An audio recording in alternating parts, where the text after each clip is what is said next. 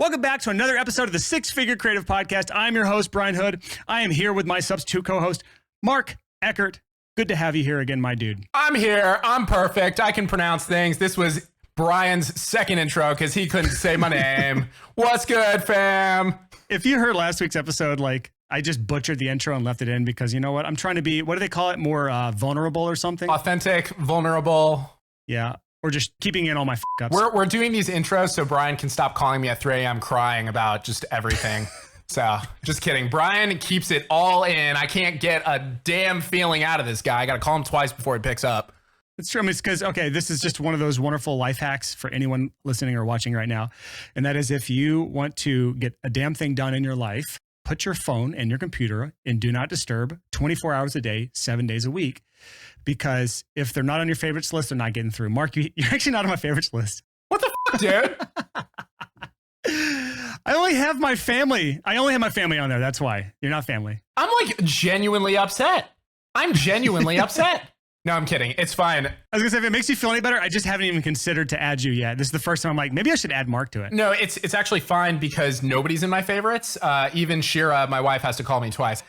It's not even an opt-in thing. Oh, my neon sign just went out again. Yeah, this is Mark's struggle. If you're watching the YouTube version right now, he has a cheaper version of my neon light behind him, and it just went out because it's cheap and crappy. It's a neon sign that says, please don't do coke in the bathroom. Anyways, people aren't even on my favorites. I actually just have to let them know that they can call me. So that way it's an opt-in, not an opt-out. You see that? Yeah, sure. Okay, yeah. Okay, yeah. Good job. For anyone who's not following along, if you call somebody twice in a row when their phone is on Do Not Disturb, it'll bypass the Do Not Disturb and still go through. That's more than enough. Let's move on. We're not going to talk about iPhones or Do Not Disturb anymore. Let's bring up the topic for today, Mark, before we lose any more listeners right now. Last week, we talked about client acquisition for freelancers. We talked a lot about the mindset behind it. I want to make a series of this, Mark. If you're cool with this, maybe we do a multi-part series here. I have some interviews lined up, so it'll have to be between the interviews. But client acquisition is kind of like, there's a few ways to look at it, and there's a few different parts. But at the core of it, there's two parts. There's the part of lead generation, and then there's the part of actual sales. Like, how do you get leads, meaning someone who's expressed interest in working with you? And then how do you turn those leads into clients or customers, depending on what your context is? And today we want to talk about that second part. We'll probably follow this in no sequential order. It'll be just a weird hodgepodge of different client acquisition things over this next series. But today's focus is on sales. And Mark has some cool stuff to share with us today because you have a big sales call in less than 50 minutes from now that you have to go to. So literally the stuff we're talking about now, you'll be implementing in this call. Yeah, so basically, for those of you just chiming in, or if you don't know what I do, I started out only producing. That's what I did, just producing tracks. Music production. Had a studio, still have a studio. But I have a site, thatpitch.com, where we get producers' tracks into massive music licensing companies, and we pay out a bunch of money in royalties to everyone. For anyone listening at 2x speed, he said that pitch, P-I-T-C-H, not what you thought you might have heard there, but continue on. It's not Lizzo. Anyways, but in 50 minutes, I have a call with a new licensing company. What I recently learned is there's not a massive difference in selling to someone if you're a freelancer, like when I was just producing, selling to an artist, versus an enterprise sale, which is selling to a company. So when I was just producing, I would work with an artist. We would do anywhere between $1,000 a track to maybe $3,000 a track. And now for this client, for instance, I have two offers for them. One could be north of $500,000. Another one could be $5,000 to $10,000 a month. And I recently learned this from actually one of my mentors. And this kind of goes back to what we were talking about dating last week. Last week we talked so much about dating and being sad and lonely in our 20s that we thought we probably will be equating a lot of this conversation back to relationships, personal relationships, romantic relationships.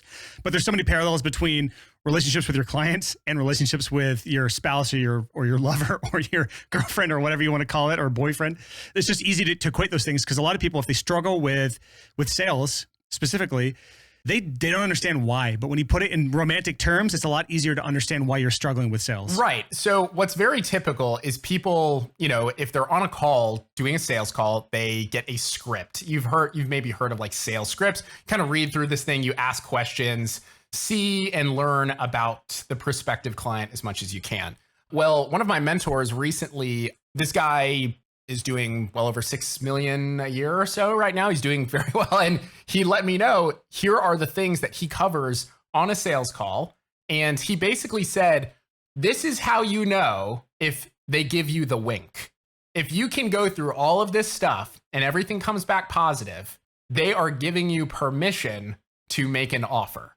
And that was huge for me. And I wish, oh my gosh, I wish I had this when I was just freelancing at that point, because I think I would have landed so many more deals. So what we have, what you texted me, this is basically our outline for the show. This is essentially a sales outline or sales script. I wouldn't call it a script because you're not following word for word, but it is an outline. You are basically, each one of these points here is an area of topic and exploration. I'm going to read these off and I want you to write it down. I think that would be best for anybody listening, is write these down and then we can kind of cover all of them. And if you are in a place where you can't write things down, maybe you're driving, you're on a walk or doing something, these bullet points will be in our show notes at sixfigurecreative.com/200. Fun fact, this is our big 200th episode and we haven't even made a big deal about it, which is another side lesson to talk about. And that is just saying you don't have to celebrate every damn milestone in your life. Sometimes there's more to be gained by just chugging along and just getting stuff done than to worry about doing a big hurrah every 100 episodes of a podcast. So we're not doing anything big crazy for this episode, but there could be an argument made that I don't celebrate my wins enough. So maybe we should have done something bigger for this episode, Mark. Brian is completely lying to his whole audience because I just sent him a fruit basket. I sent over flowers. It's a big celebration at the Hood House. Just kidding. I have not done that. You've done none of those things. You've done none of those things. But I've graced you with my presence, and that is enough. I am enough. So read these out. These will be in our show notes again at sixfigurecreative.com/200 if you can't write these down. But go ahead and read them out, and then we'll actually cover these and what they mean and how you can implement them yourself. So these are the 7 things that you need to cover with a prospective client. And if everything comes back positive, they are giving you the wink, to give them a little smooch, to make an offer. Anyways, so need, timing, risk, budget, method, authority, delivery. Those are the 7 things you need to cover on any call. And that sounds super underwhelming, but we're going to actually dive into each point here. And we have about 40 minutes to knock all these out before you have to go and close your $500,000 deal. All right, let's talk about need first. Need is the first bullet point on this list. How do you approach this on the call? I think the main thing is that a lot of times people are really just talking about what they do. Like if you are talking to someone for the first time, you're saying, I'm doing this and I can do this and I can do that, but you don't actually understand the need of the person. Why are they even a prospective client? What is their need? Are they kind of just flaunting with the idea of working with you? Or is this a genuine need that they have that they need to get solved? Like one of the things I like to do on calls with my prospective clients is just ask them what motivated them to even book the call with me in the first place. Because the way I have my website set up is they can book calls with me. It's them asking me for a call. I'm not like going out there like bugging people for a call. It wouldn't make sense if you were like bugging the hell out of somebody and then saying, what motivated you to finally give me the chance? Like that really doesn't work that way, but just asking about their main motivation and asking some sub questions within that. Do you have anything that you like your go-to line or kind of things that you ask around finding their need? I say to kind of everyone, what was the tipping point where you realized you needed some help? Ooh, I like that. Yeah. And a lot of times they end up telling a story and it's very, very clear that there is a massive issue. With that, it kind of brings out a lot of empathy because nobody wants to be sold to. They want someone that they can trust, that connects with them and genuinely wants their best interest. And I think that's part of sales. It's just trust. I think my favorite part about that question is it's worded so well to actually elicit a story because they have to go back to a specific point and recall that point. And I've heard this quote. I have no idea if there's merit to this, but I feel like there is. But people buy with emotion and then justify with logic later on. So if you actually prompt this entire call to start off with them talking about the story where they realized the tipping point where they needed help, that's an emotional conversation. And it's probably a good place to start with any kind of sales call. When you're on a call with someone, you have no idea what they're going through that day. They might have just picked up their kids. There's a bunch going on. Not everybody's always going to be in the, everybody would like there to be some, they've committed that hour to talk to you, but a lot of times people are just in a rush. I had a sales call where the guy was talking to me on his phone in his car with 2 5 and under kids in the back seat squirming around. They were parked. They weren't driving. I wouldn't have talked to him if he was driving, but they were parked and they were squirming around. Yeah, I mean, literally, this was fucking hilarious. I was on a sales call. There's a client we work with out of Tel Aviv, They get a lot of music from us, and they're an amazing company. I know what client that is. Yeah, one of my partners, Joel, for that pitch, he had his dog just got a haircut, and I guess it got fucked up, so they had to like bring back the dog. So the dog's in the back of the car. He's got kids from soccer practice with him, and we're on this huge call with the head of music, head of A&R, the executives. It was just awesome. But, you know, they thought it was hilarious, so it worked out great. Authenticity, right? So yeah, once you kind of figure out that need, preferably you want to connect with them and be like, yeah, I totally get it. This is why we exist. Like, I see what you're going through. And yeah, you need to get that figured out.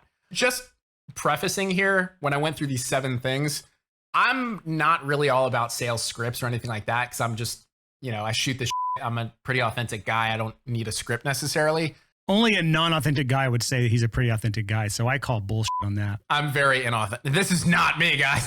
You're bad for me, by the way. I basically completely stopped cussing on the podcast until you came on, and now I feel like my bleeps have like gone up 10x. What I was saying, though, is you don't have to go in order for all of this. You just want to cover all of these things on the call. So basically, you're giving them permission to skip around on one of these other 7 bullet points. So like if something naturally comes up in conversation, just have the conversation right then and there. Like if the budget comes up, or if they're one of these other things like authority, which we'll talk about what that is, method, we'll talk about what that is. Like if one of these other things come up, talk about it, chat about it, but make sure, please God, that you're taking notes during this call, because the last thing you need to do is forget something they said that was super important. Yeah. If you got good people skills, you can kind of just ride the call and go through everything. If you can't really talk to people very well, then maybe you want to have like a general outline, but I'm okay at this time. Anyway, so the next thing is you want to go through timing. It's pretty simple. Like, where are they at in the process? How quickly do they need this solved? Is it urgent? And that's, to be honest, in my experience, nobody's going to speed up their time. I've had a lot of sales calls at this point, and I would love to learn. Like, I would love to get a lot more knowledge on this and see if there's a thing. But as an example, if somebody's paying taxes next month and they're getting married, they're going to be low on cash, you know, or for these enterprise sales, this company I'm speaking to in 39 minutes, let's hurry up. This company, they're waiting on funding. I can't speed that up. There's another reason to ask about timing, because sometimes, like, especially when you're doing a bigger deal like Mark's talking about in the next hour, you're not going to close that on the call and collect money right there. Like, that's just not how those work. With that sort of stuff, like having a deadline or having an understanding of timing helps you in the follow-up process, so that you can always have that date in mind and understand how you need to pace your follow-ups, so that you're top of mind when that date comes, so that if they are considering multiple people to work with, that you are top of mind. Again, if everyone else is following up according to the timeline they've laid out, and you're not following up with them and you're not staying top of mind, you're not going to get the gig. You're not going to win the project ever. The timing is an important element to write down and put on your damn calendar if you're trying to close them. And actually, what you just talked about is actually covered later on. That's actually under the section method. Oh, cute. Well, we'll talk about that again, but either way, the advice is prudent. Yep. So next is risk. What's going to be the issue if they don't take action on this? So for instance, if you're a graphic designer and you're doing a logo design for someone, well, if they have a new campaign dropping, or maybe they just got, let's say you're doing a design for podcast art. Yeah, podcast art, right. Well, let's say they're coming up on their 200th episode.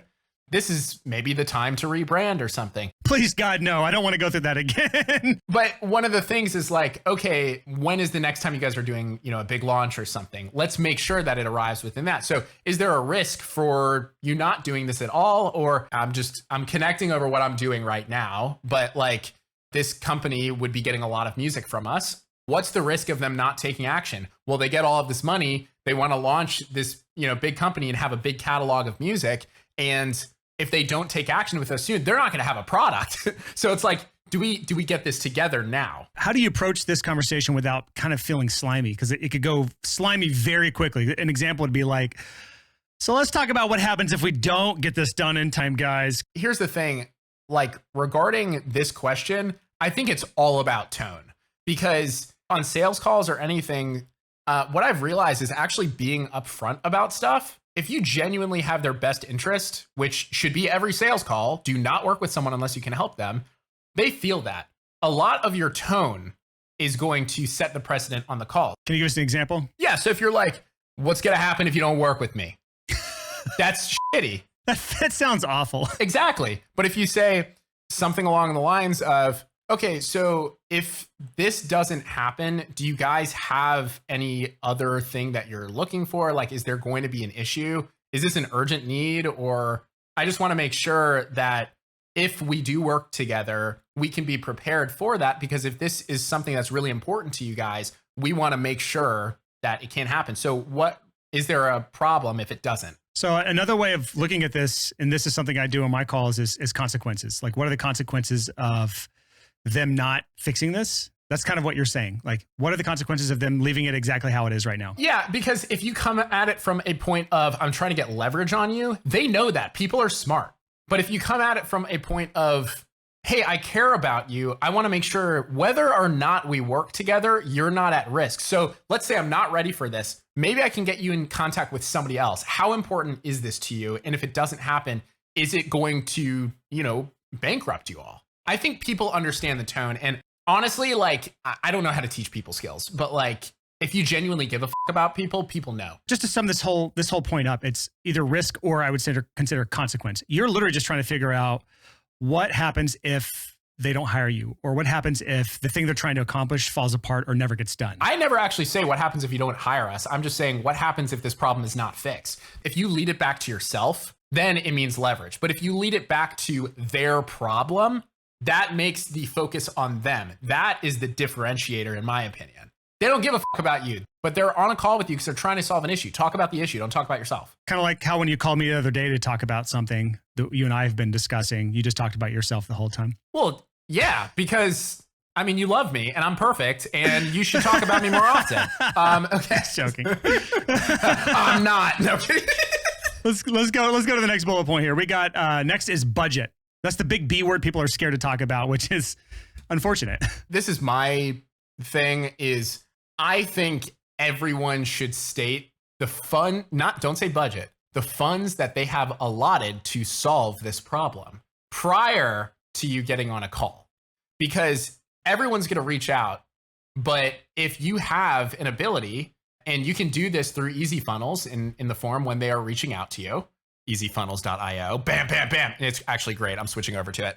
If someone states what funds they have to solve this problem or complete this project, that is a genuine question of seeing, hey, the funds that you have, is this in line with the issue you're trying to solve? I call it a filtering question. So like if someone's going to get on a call with you, you have to know just at least the boundaries of their budget. Like you don't have to have an exact number. So I actually changed my form to give budget ranges. No one's going to put an exact number in there. Even when I make it a required field, people will just say not sure. When I put budget ranges, now people are selecting the budget ranges because the whole point is depending on your budget, and obviously for me, it depends on what business I'm talking about here, but depending on your budget is going to determine how I can build out your package. Because the higher your budget, the more we can do. The lower your budget, the more we have to sacrifice. So I have to know this number. So it's a really good way to approach that conversation because you're making it, again, about them. Depending on your budget, that determines what we are able to do together and the cool things that I can build out as a proposal for you or as part of this project. I'm actually really surprised you never had ranges. I've only had ranges. That's really funny. Since day one, I've always had budget line items and I used to make it required and then I took it off required. I've just tested a bunch of stuff, but this is the first time I've done ranges. I've always said ranges and I've never had not sure actually. I've had a minimum. So I think it just depends what your offer is. But like for producing, there was nothing you could click below $1,000. So people got the message. This is my only ability to work is if these funds are there. There's another thing here though, because I've seen some people asking like, what happens if you get all the way to this point and you're just way out of alignment with what their budget is? Do you feel like you've just wasted both your times getting to this point where it's like this far in? Tell me your thoughts, but I'm going to tell you my thoughts is that if you get to that point regularly, then you need to put another filter in place that says our projects start at blank. And it needs to be a number that is going to scare off the cheap tire kicker people who are just looking for a cheap project. You don't have to give specifics, but just like our projects begin at $5,000. $4,000. I think that's a great starting point. And if you're first starting out, I think that's fantastic. If you have some experience under your belt and you understand the audience that's coming to you and you understand their issues, then I think that's when you start crafting a downsell or an upsell, or a cross sell, or you have a kickback program with, one of your friends who has a different offer. And just to clarify what he's talking about there, he talked about a bunch of different stuff, which we've talked about in the podcast before. Our editor will try to find those episodes if he can, but because I don't know the specific numbers. But one thing that you said, the downsell, there are 3 types of services you can offer that I think people really haven't thought about. There's the done for you, which is what most freelancers just default to. I will do this thing for you. I will be your copywriter, or I will record your music, or I will take your photos, or I will make a video for you. But there's also done with you, meaning like I will help you, but you're going to do the work. I will guide you through writing the copy for your website, or I will guide you through taking your own photos and maybe I'll process them for you, or I will guide you through recording your own music, but I might mix it for you. So there's kind of blended services, and it's usually much cheaper and much less time intensive for you. And then there's the do it yourself, where you can actually, this is what a lot of people have moved to, which is you're teaching somebody in their own time to do the thing themselves. But we'll maybe have a whole other episode on that, because that's a fun topic to talk about when it comes to downsells. Yeah, I think that one of the biggest lessons I had, I forgot who said this. Maybe it was like Frank Kern, like one of the more old OGs, like in marketing. The OG internet marketing guys. Let's go. But he said something, and it was so simple. He was just like, always have an offer. Always have an offer. I heard that, but there's another way I heard someone say it's never run out of things to sell to somebody. Yeah, that's another way to look at it. Yeah. Not to get too off subject, but like, look at car companies, you know, like Toyota, Scion, Lexus. I think there's a more expensive one. If you think about it, they're like downsells for like, or upsells for different points in the market, but it's all owned by Toyota or something, you know.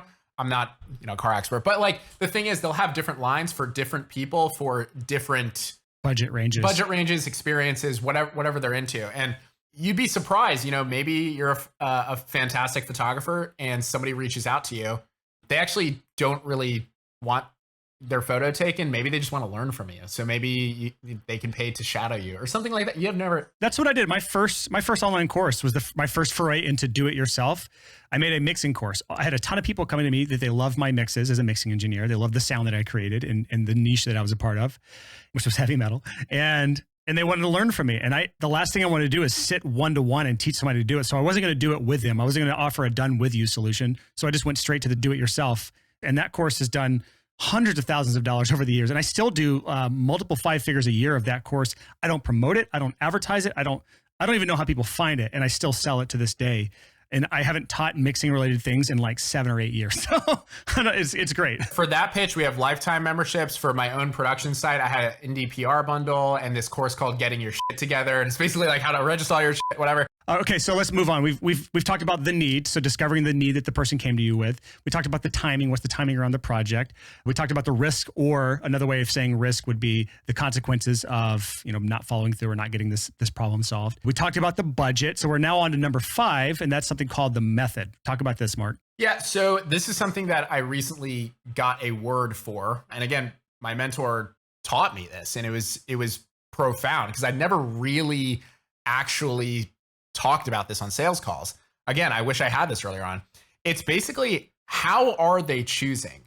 Do they have other options? Have they considered other things to solve their problem?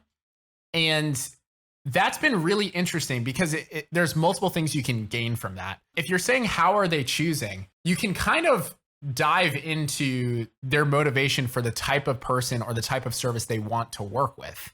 Some people want a lot more hand-holding, so you can kind of set expectations with this. Some people just want to fuck off and you do everything for them. And then considering options, this gives you a general understanding of their understanding of how to solve this. Can you give some examples? Because you're being very, very theoretical here. I need some practical examples of what you're talking about here with method. Like, what does this mean? Give me an example as like a freelancer and not your big that pitch stuff. How are they choosing?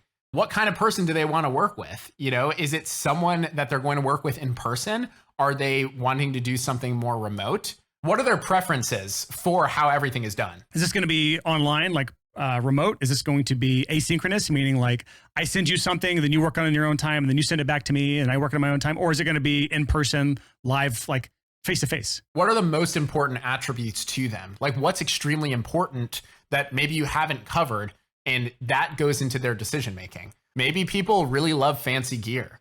Maybe they want the full studio, like if you're producing, they want the full studio experience and they want to have like a bunch of photographers there so they can make a music video. That's their dream outcome, and realizing that you're just a step in that dream outcome. And then for considering options already, what have they done so far? Like, have they talked to people who are also doing the same thing as you? Have they talked to other freelancers? Have they tried doing this themselves before and realized they couldn't do it? Do they not have the time? It's just getting a more nuanced understanding of like, what is going into their calculation of choosing you versus someone else, or not doing it at all, or doing it themselves. My past is in audio, and so many artists would just do it themselves instead of hiring. That's what you're up against a lot of times. In other niches, it's the same thing. Like photographers can tend to struggle with this because cameras are so affordable now. Videography, maybe a little less so, but the camera gear is kind of getting there as well.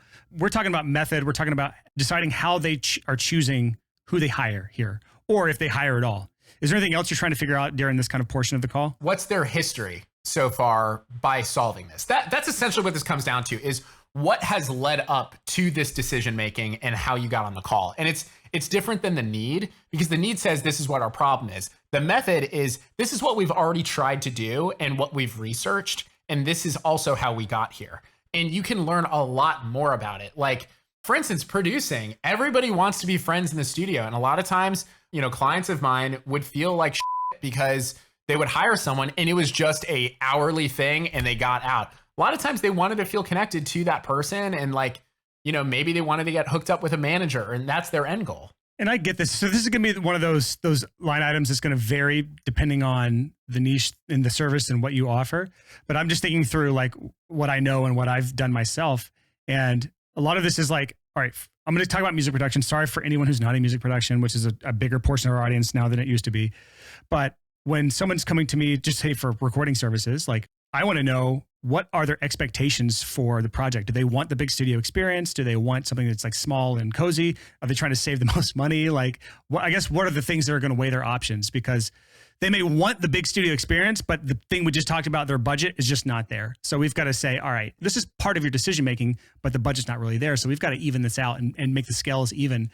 Like in podcast production, talking to clients who are trying to launch a podcast, what are the things that they are looking for? Do they need help with gear? Are they looking to choose? Do they need a studio to go into? So you're just, at this point, you're just trying to find the specifics of the project. Is that kind of where you're at with this? Yeah, and just their history leading up to it. Oh, what have they tried so far? Did you try to launch a podcast 6 months ago and then you did 3 episodes and then faded out and failed because it was too much work for you? Yeah, like what I'm going to be covering on this call in 21 minutes now is, with this section, have they hired a team before? Have they worked with a team to source a bunch of music and go through legal and stuff like that? That's what we do. So it's like, do they know the issues that they're going to face? Or have they already faced them and they know that this is the decision? And again, that is kind of what we were talking about with, like, they give you the wink.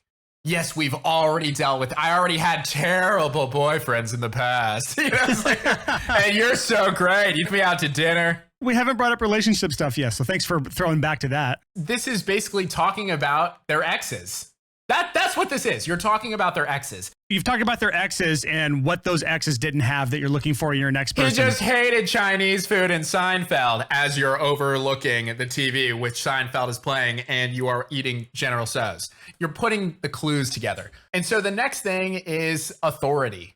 Who's the decision maker here? So, for instance, if you're a wedding photographer, it's probably going to be the couple. They're both going to decide who they want. It's not just going to be one or the other. Oh, you're trying to find the decision maker in this portion. So like if... Who's saying yes and has the authority to say yes? Because if there's, let's say, going back to production, if it's a band... There's 5 different band members. They all have to sign off on it. The singer is the one making the decision. So it's like, if you're talking to the bassist and the bassist is like, yo, I love Brian. He's great. Yeah, dude, let's work with you. I can guarantee you no bassist in any band is making decisions for that band. They are the lowest on the totem pole. But that's the thing. It's like, who is not saying yes, but who can give the authority of yes? And if you're talking to somebody who wants to get a new LinkedIn profile, for a corporate photo or something like that. I mean, another one, you said you're talking about wedding photographers, but sometimes you might only be talking to one of the 2 spouses. So it's like they both need to sign off for it. And maybe even it's the wedding planner as well. Like you have to figure out who is part of the decision-making process here. This is what I learned lately, which was crazy, is I thought this was kind of rude to ask before, is straight up just ask, hey, so who's kind of making the decision here? I just want to know, like, is this kind of a communal thing, or is it one of you guys, like, or is it just you? And people actually really respect you asking that. In my experience, I thought it was a rude thing. And then I learned it's extremely clarifying and respectful to just be like, what's going on here? Like, yeah. Find the authority or the decision maker who is actually going to have the authority to say, yes, this is the person we're going to hire for the project. Because the last thing you want to do is like spend all this time and get all of these like wonderful yeses. I love it. I'm into it. Let me go talk to my business partner who is going to be in China until next month. And if that's the thing, and it's like, oh, I'm not the decision maker, it's, it's Ted, then be like, okay, well, we should get on a call with Ted. We can talk about whatever you want, but I respect your time and like, I don't want to waste it. And we should just get on a call together. So let's all get on a call together. Can we schedule next week? Is that okay? They'll say, yeah. And then delivery is the last one. This really comes down to, done for you, done with you, do it yourself. It's what are they expecting of the fulfillment process? When I see the word delivery, my mind goes back to my studio days where I'm thinking about like file formats and like how I'm going to deliver the masters. But this is not the delivery of this is not deliverables, is it? Is this more about how you're transferring value? Is that what you're talking about here? Like, what does delivery mean in this? Delivery means the way in which the value is delivered, not the end goal, but how you get there. Okay, so this is the vehicle basically that you're taking to deliver the value that they're paying you for. So as the delivery, you're going to be the consultant on the project and you're going to make sure everything is done correctly. Are you the one actually doing the work, or are you outsourcing the work and you're basically a project manager or a producer in other words here? So how do you bring this up in the conversation? This is exactly how I say it, because in my experience, this isn't everybody's, but in my experience, if you have a different delivery, a different way in which it's done than the client expects, they a lot of times think that you betrayed them. So this is actually to protect yourself in the future and to, in best case scenario, get another sale. This is setting expectations, basically. You're trying to set expectations to make sure you're on the same playing field. You're playing the same sport, essentially. Let's say that I'm a big photographer, okay? This couple wants to hire me to do their wedding.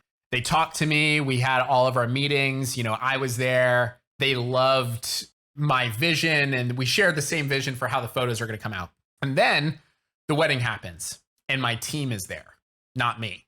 I see what you're saying. Yeah. They thought that they were going to experience the relationship with you. And I understand that because we connected really well with our wedding photographer and she was the one at the wedding taking the photos. And it would have been really weird if she just had some assistant there that we'd never met or talked to before. So what I typically say is, what is your dream scenario for this? You want to make sure that they are comfortable throughout the process and there's communication in the ideal scenario that they anticipate communication. Is it from you? Is it from someone else? Is it from someone you're hiring? Is it you every day? Is it you once a month? How is the process going to go down for you delivering that value? I'll give you another example. Just in my mixing days when I was mixing and mastering full time, that was my main gig. And I would have bands that wanted to come in the studio while I mixed and mastered. I didn't want that. So if I closed a client and charged what I charged, and that wasn't discussed ahead of time, that expectation wasn't set, then they would have felt like that I took something from them. Like I was not allowing them in the studio while I mixed and mastered. And the reason I didn't allow that is because it took 3 times longer when they're there. So if they were looking for somebody to sit in on the session while we mixed, I'm not your guy. So I've either got to nip that in the bud right there before I take payment, or they just got to find somebody else. Yeah. And that was actually a big thing for me early on, is back in 2016, 17 or something, when I started producing remote a lot of people would reach out and they're like, hey man, I want to work with you in person. And a few gigs I did take on because it was kind of fun. Like they would pay for my flights and it was awesome. Didn't you go to Australia for a project? Went to Australia, Italy, Ireland, a lot of international flights of, they would Fiji. It was awesome. Plenty of different states. But if that made sense for me, then I would do it. But most of the time it's like, no, I just want to produce this remote. And so again, this is when we got to a point when we were out to dinner, we're talking about our future goals, do you want a family? Do you want to meet my parents? And then you realize that all of this is like delivery. Okay, so like delivery. My next door neighbor, awesome guy, but he, it's April. Wait, no, it's May. It's May. He's already had 120 flights this year. That's his job. Shoo. No thanks. And yeah, exactly. A lot of girls say that too. So he was hanging out with Shira and I, and we're just talking, and he was talking about how it's really hard to date. He's a great guy, awesome dude, so genuine. You know, he like brought us over some liquor the other day, and we were just hanging out. Genuine guy. And it's hard to date because that's a non-negotiable. You got to be home for the girls that he wanted to date. So in delivery, it's like, when we're in this relationship together, what can I expect day to day from you? I think this is a good place to wrap this up because I see what time it is and Mark's got to get to a sales call here. Yeah, if anyone has any questions, we also have in the show notes a link to a dedicated community post in our Facebook community where you can ask questions. Mark, you're in our Facebook community. You kind of interact in there occasionally. So if you have any questions for Mark, go to that thread in our show notes page. Again, the link to that show notes page is sixfigurecreative.com/200 for this episode. Sales is such an important part of this entire client acquisition process. This is a very solid outline. I've seen a few more, and I follow a slightly different outline for most of my sales calls, but I feel like most people have zero outline whatsoever. So make sure you wrote those bullet points down. Again, they're need, timing, risk, budget, method, authority, and delivery. Those are the 7 bullet points. Make sure you cover each of those in your calls with your clients. Obviously, you have to change a few things around depending on who you're talking to and depending on what your niche is. But this is a great resource. This entire episode is a great resource. This is more like a webinar because we're literally teaching like tactical step-by-step things to talk about in a sales call. I am currently I might regret this. I am currently working on a client acquisition guide for freelancers. I am almost done with it right now. And this episode airs in like 4 days. So if you want this guide, what should I call it, Mark? The Client Acquisition Cookbook? I don't know. I like that name. That's a good name. We'll come up with a name for it. I like that. Anything with a cookbook, bro, you know I'm in. That was my first ebook. That's great. Yeah. So if you want that, just go to, I'm going to make up a URL right now and it'll be there by the time this episode airs, sixfigurecreative.com/CAC. That's Client Acquisition Cookbook, CAC. For those of you who know that acronym. And if it's not ready by the time this episode airs, there'll at least be a landing page you can sign up and I'll send it to you as soon as it's done. So that's all I have for you today. Any last little thoughts here on sales, Mark, before you run off and try to close your big gig? Wish me luck, people. I want to land this. So that's it. Good luck, my dude. Let's bring this back to me. What really matters here, bro? All right, we'll talk to you later. Bye. Love you. Love you to bits.